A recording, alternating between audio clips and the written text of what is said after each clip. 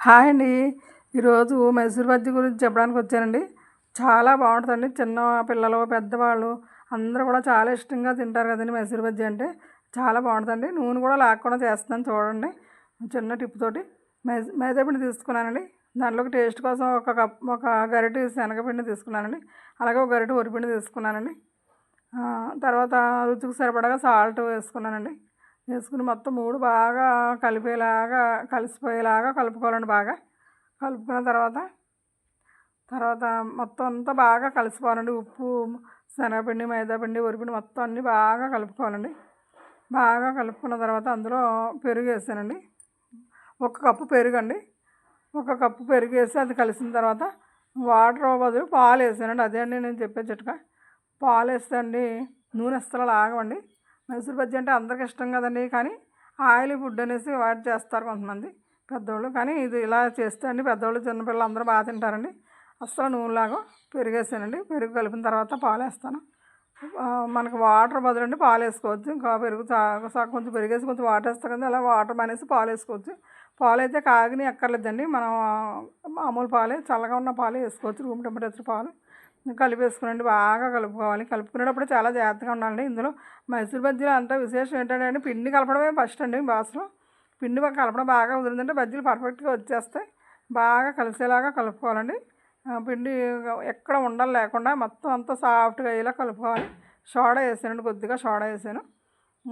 అన్నీ వేసిన తర్వాత బాగా కలిసేలాగా బాగా కలుపుకోవాలండి. సాఫ్ట్గా రావాలి. ఎక్కడ కూడా ఒక్క ఉండ కూడా ఉండకూడదండి. చిన్న చిన్న ఉండలు ఉండకూడదు. ఉంటే కనుక నూనెలో వేసేటప్పుడు కొంచెం పేలే అవకాశం ఉంటుందండి, భయం. అందుకనేసి కొంచెం బాగా సాఫ్ట్గా అయ్యేలాగా పిండి బాగా కలుపుకోవాలండి.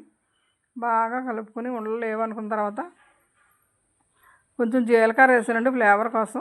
జీలకర్ర వేస్తే కూడా తింటుంటే ఫ్లేవర్ బాగుంటుంది. తర్వాత అంత బాగా కలుపుకున్న తర్వాత అండి ఒక 5 నిమిషాలు మాత్రం అలా ఉంచానండి. ఒక 5 నిమిషాలు ఈ లోపల నూనె కాగే వరకు. అంతే, ఎక్కువసేపు నిలవ ఉంచకూడదండి. కలిపిన తర్వాత కొంతమంది ఓవర్ నైట్ కలుపుతారు, కొంతమంది మార్నింగ్ లేవగానే కలిపేసుకుని పెట్టుకుంటారు. అలా అయితే అండి నూనె ఎంతైనా కొంచెం నూనెలు ఆగుతాయండి.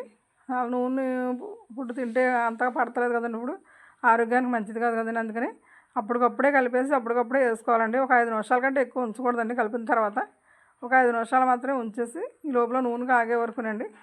తర్వాత పొయ్యి మీద నూనె పెట్టుకున్నామంటే ఇంకా 5 నిమిషాల్లో కాగిపోద్ది కదండి. 5 నిమిషాల్లో వేసేసుకోవాలండి. ఎక్కువసేపు అలా ఉంచామనుకోండి నూనె లాగేస్తే బాగాను. నూనె లాగకూడదంటే వెంటనే వేసేసుకోవాలి. మీరు కూడా ట్రై చేయండి. మంచి రెసిపీ, చాలా బాగుంటుందండి. మీరు దోశలు, ఇడ్లీ తింటే ఎలా ఉంటుందో ఈ బజ్జీ ఇలాంటి బజ్జీలు తింటే కూడా అలాగే వికారం లేకుండా హెల్దీగా ఉంటుందండి. ఈజీగా అరుగుతాయి. చూసారా బజ్జీలు వేస్తున్నాను, రౌండ్గా వస్తుంది చూసారా. వేళ్ళతో వేస్తేనండి రౌండ్గా రావు. ఇలా వేస్తే రౌండ్గా వస్తాయండి. బొట్టనీళ్ళకి, చూపుడేలకి మధ్యలో నుంచి వదలాలి పిండిని. అలా వేస్తే బాగా రౌండ్గా వస్తాయండి. చాలా బాగా వస్తాయి. టేస్ట్ కూడా చాలా బాగుంటుందండి. మన బండి మీద అంతా చూసారా అలాంటి బజ్జీలు ఉంటాయండి. పిల్లలు కూడా బయటికి వెళ్ళి తెచ్చుకుంటామని అంటారండి. ఇంకా ఈ బజ్జీలు టేస్ట్ చూసారంటే మీరు కూడా ట్రై చేయండి. ట్రై చేసి ఎలా ఉందో నాకు కామెంట్లో పెట్టండి.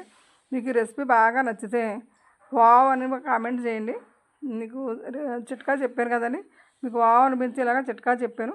మంచి టేస్టీగా వావ్ అనిపించేలాగా మంచి రెసిపీ, మంచిగా వంట కూడా చూపించానండి. మంచిగా ఆయిల్ లెస్ ఉండేలాగా చూపించాను.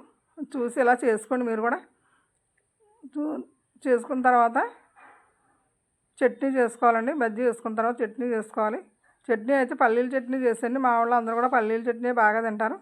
ఇవి వేగుతూ ఉంటాయండి. ఈ లోపల పచ్చిమిర్చి, పల్లీలు వేపానండి.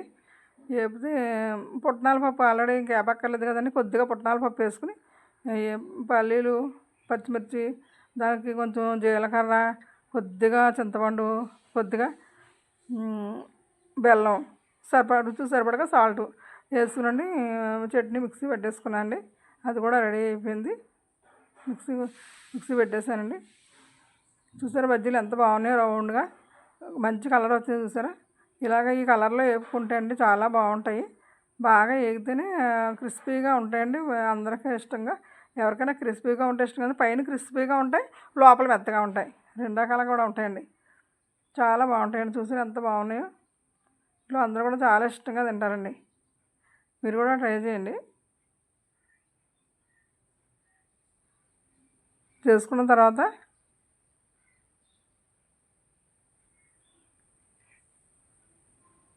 చూసారా ఎంత బాగా ఎగుతున్నాయో. మీరు కూడా ట్రై చేసి కామెంట్ పెట్టండి. చాలా బాగున్నాయి. చూసారా ఎంత బాగున్నాయో. కామెంట్ చేయండి, వావ్ అని కామెంట్ చేయండి. ఈ రెసిపీ చూసి ట్రై చేసి టేస్ట్ చేసిన వాళ్ళందరూ కూడా వావ్ అని కామెంట్ చేయండి. చాలా బాగుంటాయండి. మంచి రెసిపీ, అందరికి ఇష్టం అండి. మైసూర్ బజ్జీ అంటే ఇష్టం లేని వాళ్ళు ఎవరికైనా ఉండండి. వచ్చి ఆయిల్ ఎక్కువగా అనేసి కొంతమంది తినరు, కానీ అందరికీ ఇష్టం అవుతుంది. మీరు ఎలా ఆయిల్ తక్కువతో చేశారంటే అందరూ ఇష్టంగా తింటారు. చూసారా చాలా ఎంత బాగా వచ్చినాయి, పర్ఫెక్ట్గా వచ్చినాయి. బండిలో అమ్మే బజ్జీలాగా వచ్చినాయండి. ఎప్పుడు మీ పిల్లలు బయటికి వెళ్ళి బజ్జీలు తెచ్చుకుంటామని అనరు అసలు. చాలా బాగా వచ్చినాయండి. చట్నీ అండి అన్నీ వేస్తాను. పల్లీలు, పచ్చిమిర్చి, చింతపండు, బెల్లం, ఉప్పు, జీలకర్ర అన్నీ వేస్తాండి. చట్నీ కూడా రెడీ అయిపోయింది. మా ఇంట్లో అందరూ కూడా పల్లీల చట్నీ బాగా ఇష్టంగా తింటారండి. మీరు ట్రై చేసి ఎలా ఉందో నా కామెంట్ పెట్టండి. మంచి రెసిపీ, తప్పకుండా ట్రై చేయండి మీరు. Thanks for watching. Please like, share,